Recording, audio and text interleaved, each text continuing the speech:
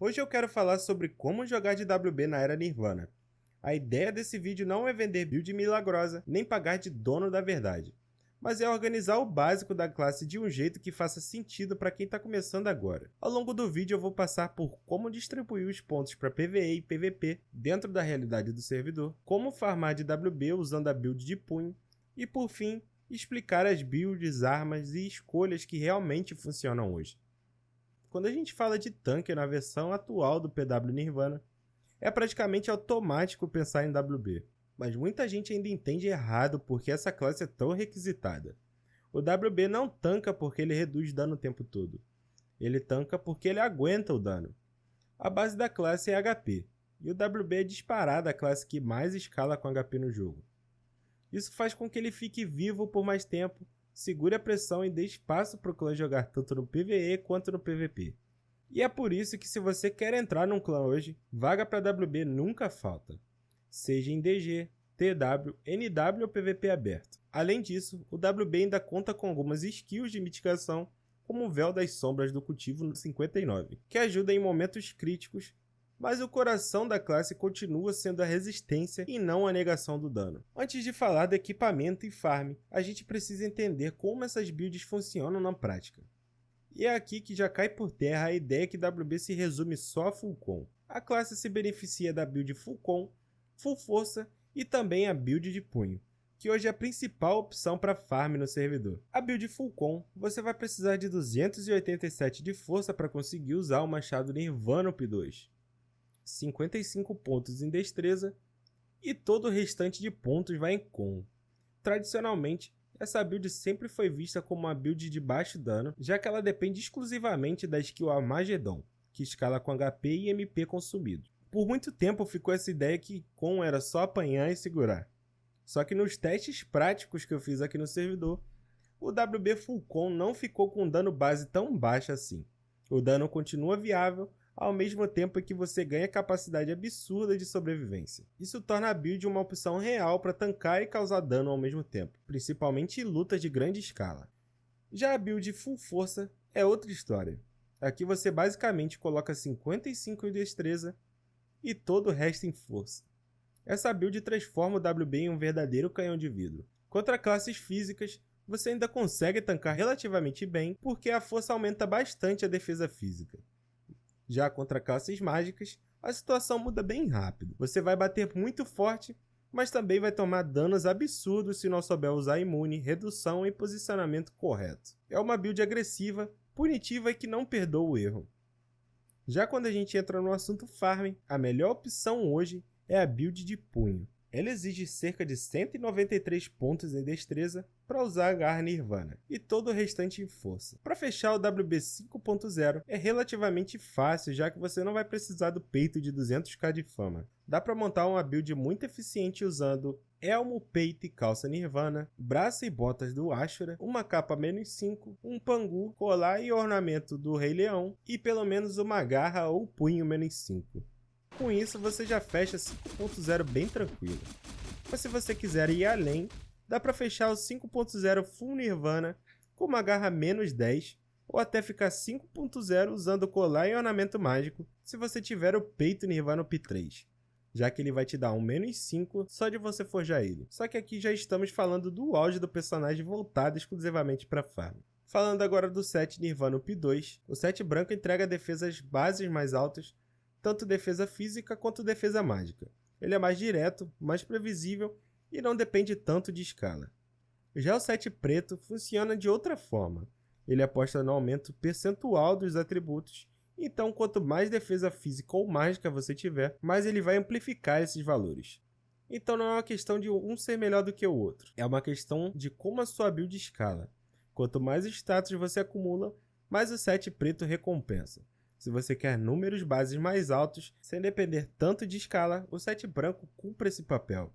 A decisão final precisa ser do jogador, baseada na própria build e no tipo do enfrentamento que ele pretende fazer. Depois disso, vale esclarecer uma confusão comum. Quando a gente fala em build de punho, isso não significa que você vai usar necessariamente só o punho. Na prática, a maioria das armas usadas nessa build são garras. A diferença entre punho e garra está no tipo de dano. O punho tem um dano base maior, então o dano mínimo é mais alto e o dano fica mais estável. Em compensação, quando você crita, o dano máximo tende a ser menor. Já as garras funcionam ao contrário. O dano base é um pouco menor, mas o dano máximo é mais alto, fazendo os críticos baterem mais forte.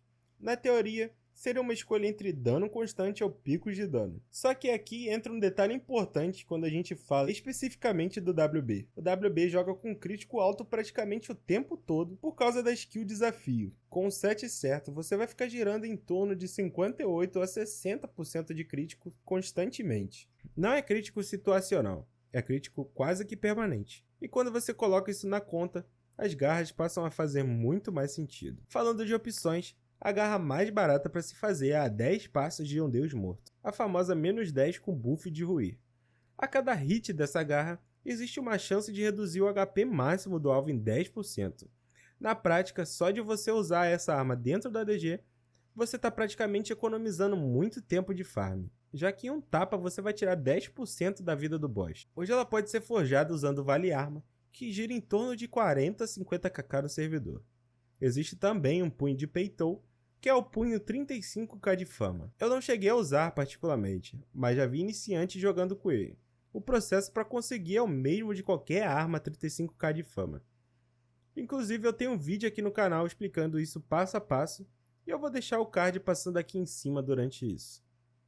Outra opção é o punho Red Dusk, que já exige um pouco mais de trabalho. É uma arma viável, mas não é simples de conseguir. E por último, mas não menos importante, nós temos o punho ou garra Nirvana. Tanto no punho quanto na garra existem 3 buffs principais: 20 níveis de ataque, vingança e fúria.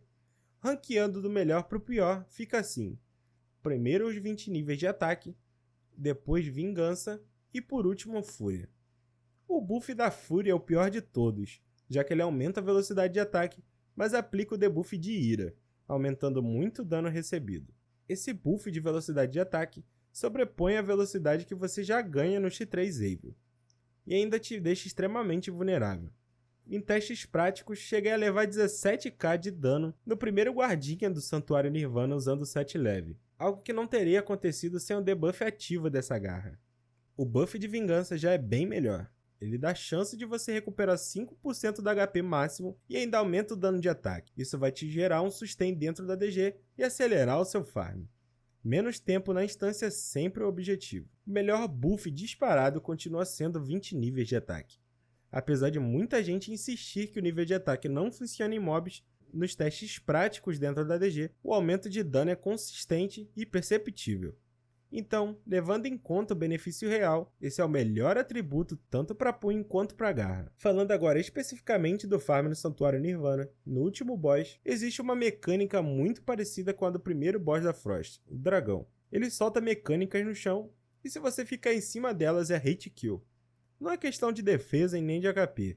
A regra é simples: apareceu a mecânica, você sai imediatamente de cima. Assim que você sai, esse é o momento ideal para você estourar o X3, porque você vai maximizar o dano no período em que o boss fica vulnerável. Se você fizer isso sempre que tiver o X3 disponível, o DPS sobe muito. Se você não tiver o X3 no momento da mecânica, não tem problema. Esse boss não solta a mecânica uma atrás da outra. E esse gap é a sua janela de DPS. Sai da mecânica e bate até ter X3 novamente. Vale a pena esperar até a mecânica aparecer de novo, para finalmente soltar o X3 de novo e voltar a bater. Quando o boss chega na metade da vida, a luta muda. A partir dos 50% de HP, além da mecânica no chão, ele vai começar a te lacrar e spawnar mobs ao seu redor. Sempre vão existir no máximo 3 mobs vivos ao mesmo tempo. O perigo não é a quantidade, mas são os buffs que esses mobs podem ter. Podem nascer mobs furiosos ou com ataque aumentado. Antes eu até tentava bugar o boss subindo na pilastra, mas eu percebi que estava perdendo mais tempo tentando bugar do que batendo. A dica é simples: para de procurar atalho e foca na execução. Bate no boss, respeita a mecânica e usa o tempo certo para causar dano.